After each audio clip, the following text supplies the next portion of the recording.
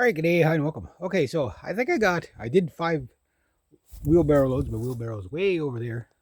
I'll do the zoomy. Watch this. There we go. Okay, just to give you an idea of just how high the erosion of the hill has been, right? So you can see at one point it was dug out. I think my grandfather probably kept it out about 10 feet. Um, so you can see where the siding goes, right? And just how much high. So this is the drum room, aka my nephew's room. There's too much reflection, can't see inside. Hang on. Windows are too dirty, can't see inside. I gotta clean that. But you can see it's right around, see this spot here? Right around there, there's the edge of the window. Here, I'll back it out a bit. Here. So there's the edge of the window. And the room starts somewhere around here, comes down to there. And right around there at the bottom, come up, there's the window for reference. That's right where we saw the cold spots, right? Or the mold spots. So my goal is to go down about 2.5. Like I could sort of see the previous line is about here, right? You can see it better from this angle. But again, you can just see how the hill eroded into it. So you can sort of see the angle that was dug out. So I got to dig it out about 10 feet. Now I'm going to talk to my dad because my dad was a backhoe operator all his life. He's retired now, but next year, if I,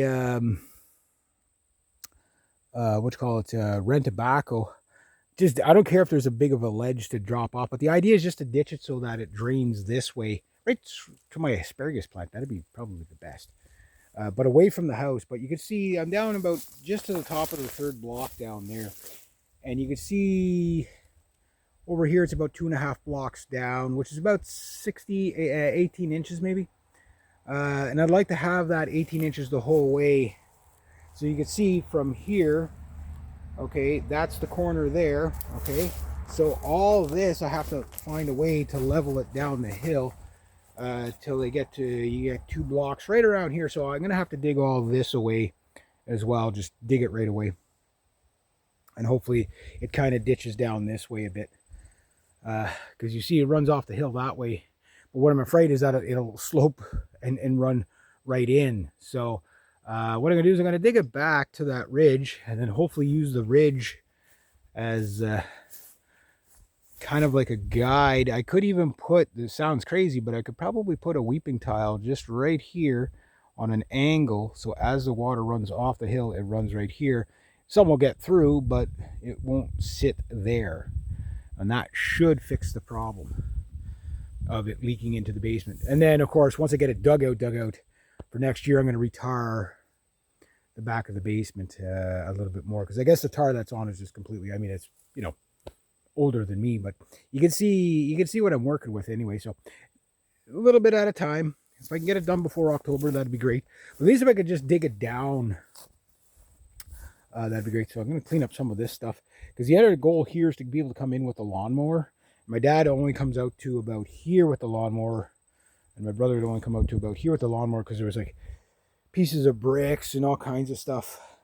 So I'll have to go through it to make sure there's nothing to hit, because once you can go through it with the lawnmower, life gets easier. And even up there, like right now, it's all like divity and stuff like that. But as I get those briars away, you'll be able to come in there with even the push mower. And then maybe what I'll do is I'll, get it down enough that I could rake it and smooth it out, so that I can come in with the riding mower, and then I'll never have the big problems again. But you can see like where I brush cut it, you can already see new stuff popping up, and it's like we're in September, right? I mean, it's about 11, quarter after 11 in the morning. So far, I'm progressing nice today. I do have to do other things today, so I dumped some topsoil there, or sand, I guess you could say. It's not really topsoil, but sand, just to fill in some of the holes, right? I guess that's what there's holes all over the yard from the dog. Dump some there, dump some on the hill over there. I'll level all that out with the rake after. But look, it's like 11 in the morning. I threw that out about 2 o'clock yesterday evening. That's how cold it was overnight, that there was a bag of ice, and it's just starting to really melt now. I can't believe that it's we're that time of the year. But I got my plants out. Got them in new pots. They look good. They're plastic pots, not terracotta pots. But it's my oregano, Okay, there's my, I try to say it every day so I don't forget what it is, but this is I know what it is. It tastes like black licorice. It's really good. And I got some oregano and some rosemary. Say hi to Rosemary. There's Rosemary, kind of hiding in. Then I've got some thyme and some more oregano. What the hell's any of that stuff? That's gonna bug me until I tell you. Hang on. Hang on.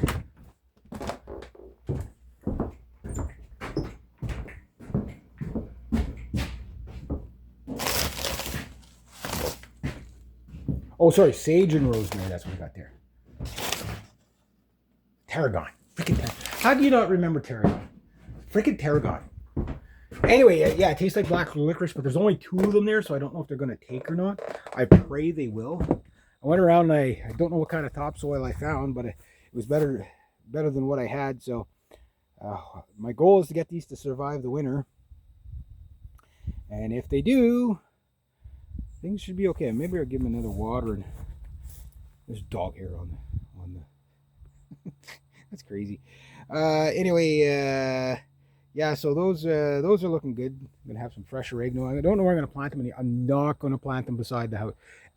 Don't plant things up against your house. Please don't do that. I see so many people do that, and it creates so many problems for you. You've got a whole yard. Use the yard. You know what I mean? I just don't know where I'm gonna put it. I'm gonna probably put it somewhere around the barns in there because that's pretty much all day sun. I gotta go clean up that mess. Let's see if I get this door and all this stuff in there for now. That's my next thing. And then after that, I gotta sharpen my chainsaw. There's a few other things I would like to do if I can get the fridge cleaned out, but I don't want to spend all day working. Like Sunday, I haven't really had a day off this week. Some stuff up on the roof I gotta do, check out before the winter. But things are coming along. Things are coming along. It's all like little baby steps work. Like I said, if you could do 2 hours of work for yourself a day, every day, all week, within like 3 or 4 months, your place would be immaculate, and it wouldn't cost you any more than the labor, right? So, yeah, I'm gonna let the cocaine sit on the. It's not cocaine; it's baking soda. I'm gonna let that sit on the couch that for most of the day. So this is gonna be the chair of the day. Check out this thing. Isn't that cool? Look at the woodwork. I know it's not hand woodwork, but that's a nice oak. It's not the original legs, I know that. I could tell that. But it's nice and oak. I'm gonna open this up a bit more. Ooh, squeak. Oh, that was a good squeak. That got me. It got me. Alright, so anyway, I'm gonna take about a 5-minute break, and then I'm gonna move to my next venture, which is gonna be a little bit labor intensive. And then I gotta sharpen my chainsaw, then clean my fridge. Then after that, maybe sweep the floor. Maybe not, I don't know. But I do know what I gotta grab. Yes, I will get them in the elbow. Really? In the elbow? I do gotta grab some, there's the comment. This murders fridge stuff. My mom always used that, God bless her. God rest her for cleaning out fridges and stuff like that. I still gotta use this pine saw, Lysol, sorry. Pine saw, I gotta do the pine saw thing on the floor. But there's Javix in there too. Maybe I'll pull it out as well. I think the Comet will do the job, but I don't know, I just want to say I Javix the crap out of something. There's some borax, some Barex. I tried to do 10 hides with borax. 101 bleach. That will kill a lot of infected. And my hands got pretty destroyed this last week. Blisters there. And this the other spot where you see where the blister is on my thumb there. On the other spot, I put a nail there. Got these big heavy guys. And these brand new. I'll grab all kinds of scrubby things here. These are the stuff that just was left here. So I'm going to use them up, right? So got these.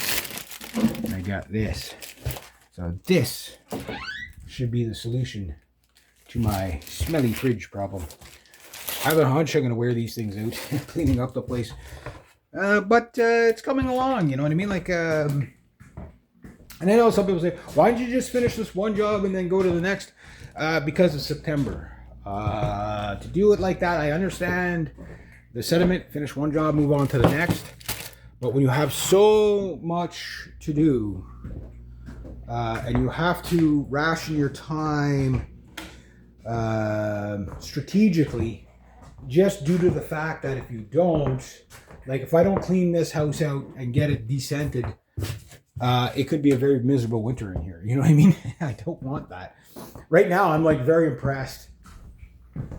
Like, I'm not saying I would have, invite a girl over right now. You know what I mean? But you could. You could, and she would understand, okay, well, there's a little bit of a hint of a smell because I'm in the process of cleaning it up. And she'd be like, oh, okay, after that, I might cook you dinner. Something like that, something like that. But I'd rather wait till she doesn't see, all the cocaine on the floor and on the chair. It's like, holy Jesus, dear. Better stop saying that. I'm probably going to get banned on YouTube. It's like you said the wrong words. Anyway, but so getting that the woodshed door uncovered is a big one, because now I can take all that stuff that's in the yard and put it in there. For now, if I have to deal with it over the winter or in the spring, whatever, it's out of the way.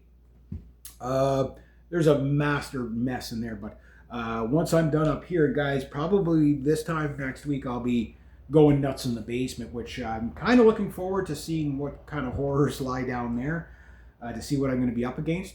But like, I'm very impressed with just airing out the basement, how much it's actually aired out. It's just that I won't know, like when everything's opened up and it's fine like this after, like it's been 3 weeks, a little over 3 weeks, right? So everything's not too bad in here, it's breathable. But what happens in January, February when you can't really open the windows? Like how tolerable is it going to be? Like, is it just, like what happens when the humidity goes up to 70 in here? You know what I mean? Like, is it going to just like, whoa, I can't breathe? I don't know.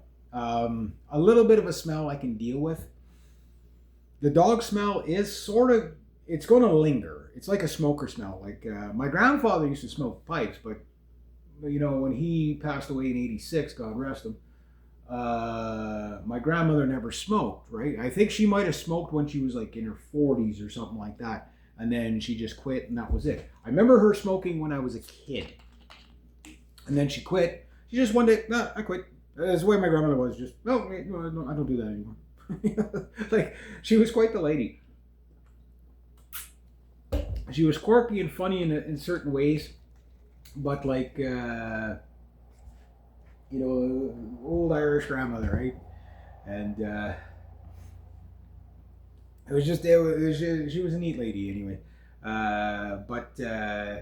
It's just no, I'm doing that now. But if she didn't like you, man, you knew about it.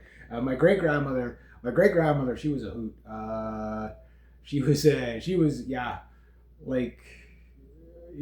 an Irish lady with a vengeance. Oh, I tell you, she would tell you every person she hated, like every day. It was great. But if she liked you, she cooked you cookies and pies. And I'd go over and I'd cut her grass. And one of my cousins, God rest her, almost everybody knows. Like, I guess someday, I don't know if people say God rest me or whatever, but I'm sure someday people will be talking about me too. We're all on the same bus at some point. But anyway, I'd go over there. And she thought my cousin was a little on the lazy side, right? And she wasn't quite wrong. And whatever. And I go and I cut the grass and I do whatever. And she'd have her doing the dishes and washing the walls and, housekeeping like that. And she'd keep her working and she'd make me cookies. Oh yeah, it was so spiteful, but it was glorious to watch. It was poor Shannon. She didn't deserve that, but anyway, it was what it was. Yeah, it was what it was. But anyway,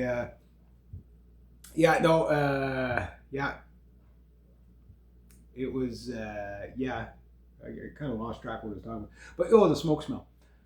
So my grandfather would basically smoke a pipe and have chewing tobacco right across here. I know you guys said you don't like being pointed at, but I'm not touching you. I'm not touching you. Oh man, my fingernails are dirty. But I was just digging out the back wall. I'm dirty all the time. I'm like a freaking mole, you know what I mean? Like I'm dirty all the time. It's like, I take 3 showers and I still got dirt on, like it's in the pores of my skin. Like when you work with the digging and, like half the time I'm lying on the ground under like a thorn bush or something. Like it's brutal work, I tell you. Someday maybe I'll be rich and then it'd be like, then I'll be able to afford the tools that get me really dirty. You know what I mean? I don't know. I don't know what'll happen. Even if I was rich, I would still be like, I can understand, like, I've never had home ownership before, right? But I grew up in houses and stuff like that. So I know what's involved with a house. They're a bit of a white elephant for some people in the sense of you have to stay ahead of it. Doesn't matter if I was walking into a brand spanking new house, I would already start a Murphy fund for the house every week. I'd take a little bit of my paycheck, and even if it was as little as $20 a week, $10 a week, wouldn't matter, and just never stop. You just put it in that pile, forget you have that money, because like I say, one thing breaks down, $1,500. And that happens. You're always going to get water problems at some point. Brand new house or not, even on city water, you're going to get water problems. You're going to get hard water. You're going to get, if you're out in the country like this, you get a small earthquake and suddenly your well dries up. You know what I mean? Shit like that happens all the time, right? And it's never cheap.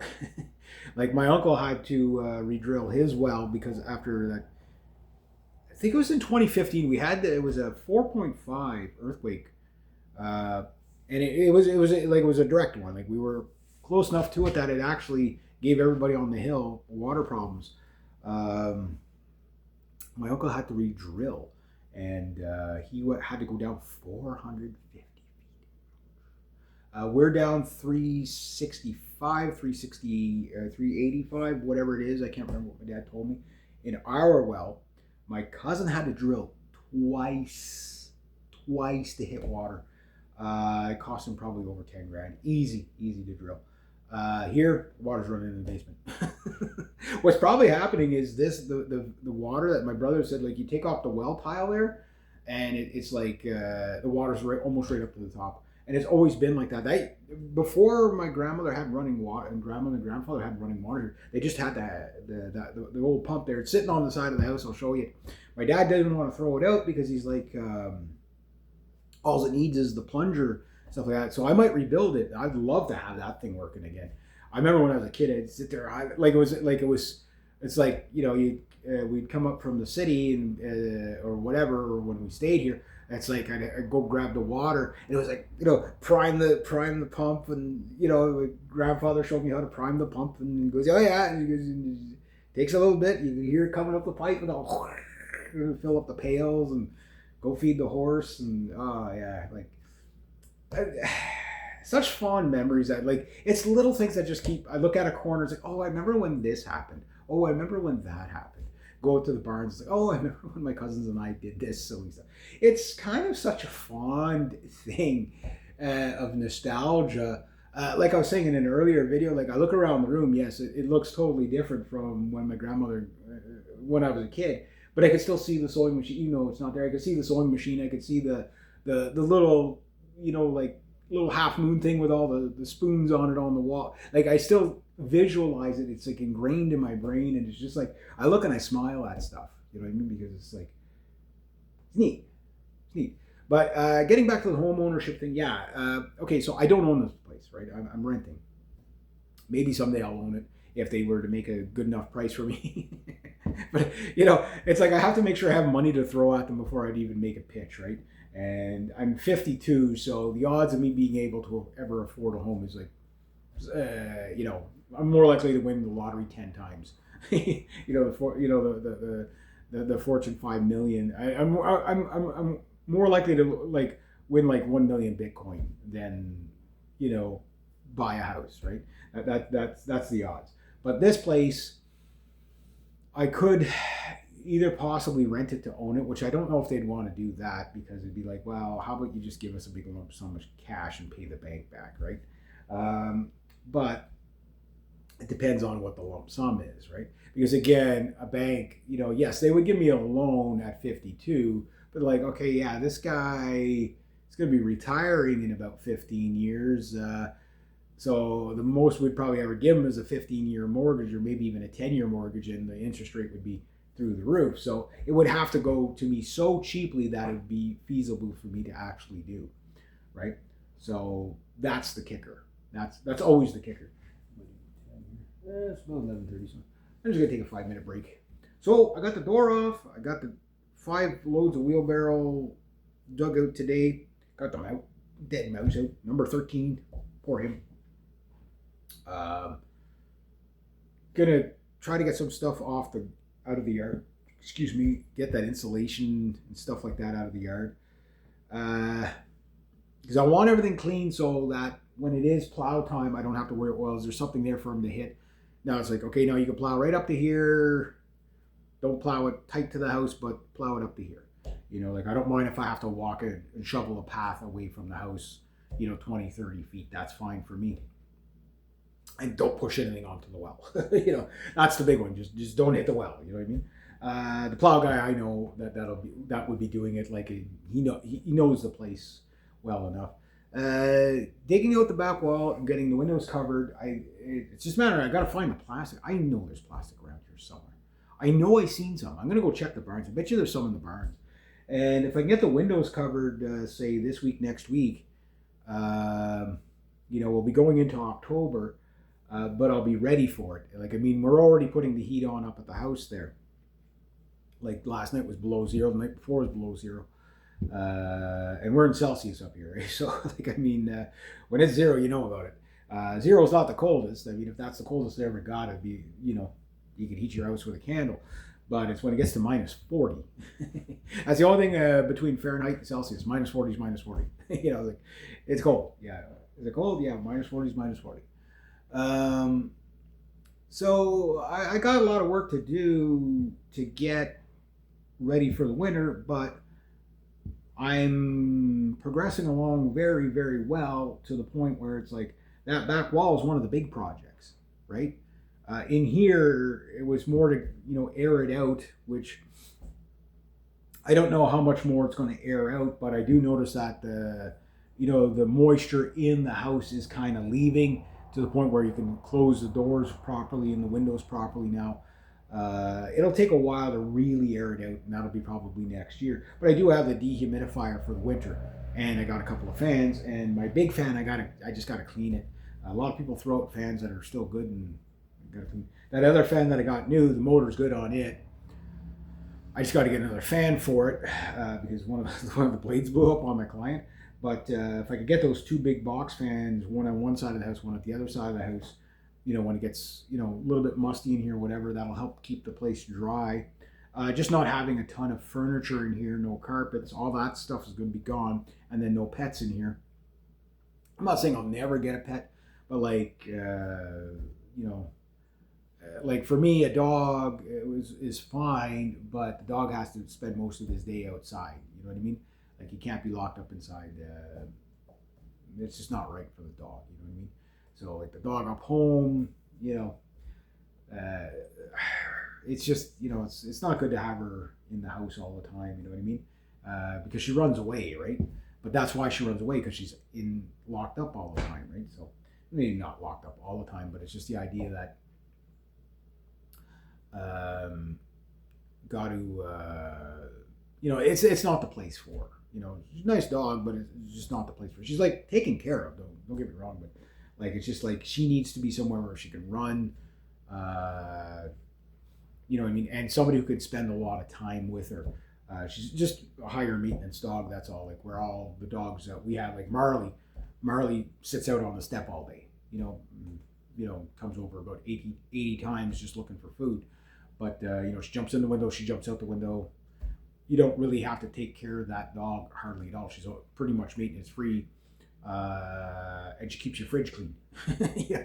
You just leave a little bit of water and a little bit of food on the ground in the bowl in her bowls.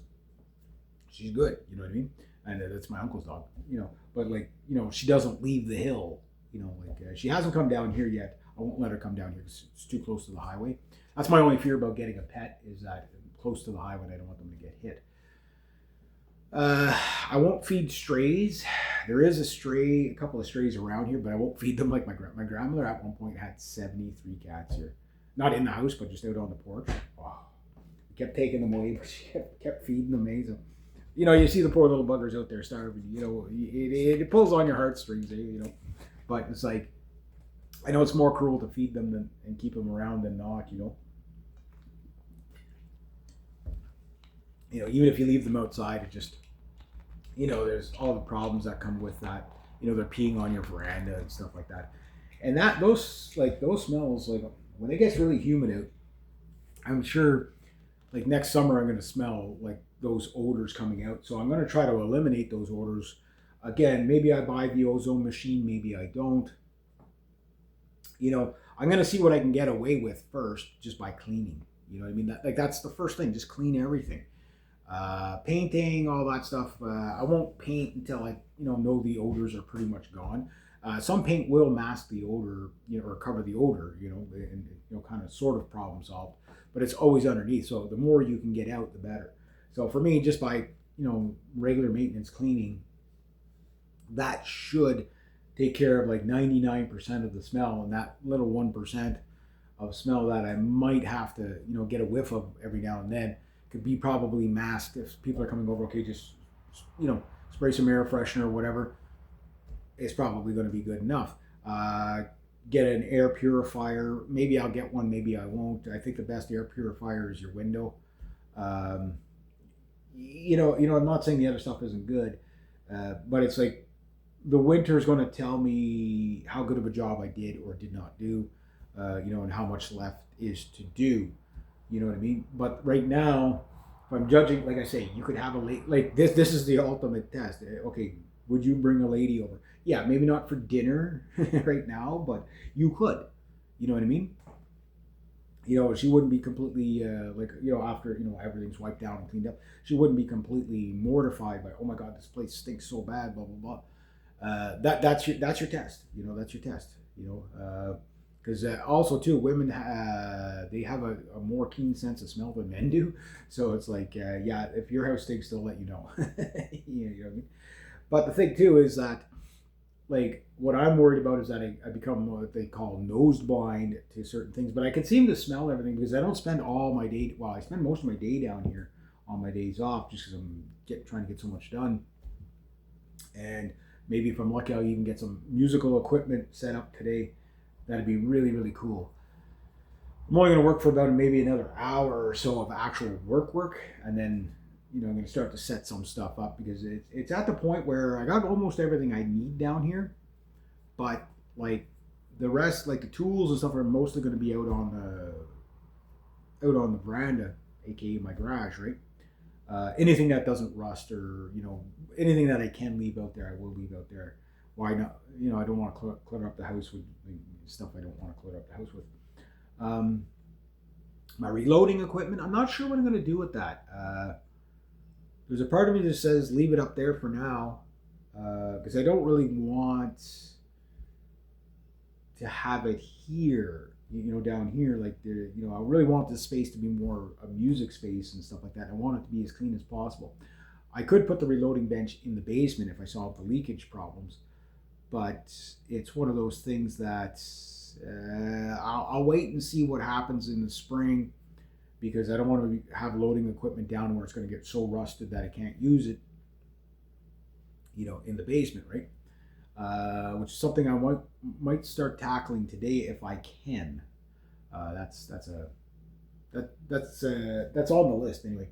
So I want to see how much I get done today. I might work till say 1, and whatever I get done. And tomorrow afternoon, again, come back, spend 15 minutes on the wall all week. Probably by the end of the week, I might have it all dug out. Depends what the weather does, stuff like that. But the sooner I can get that dug out, the sooner I'll know on the next rainfall, how much leakage I'll be dealing with. But right now, you can see what I mean. Like, it just pools up at the back of the house and it runs right in. Right now, it might actually, pool up at the wall and sink down a bit, but by the time it runs through the wall, it dissipates before it gets into this side of the basement.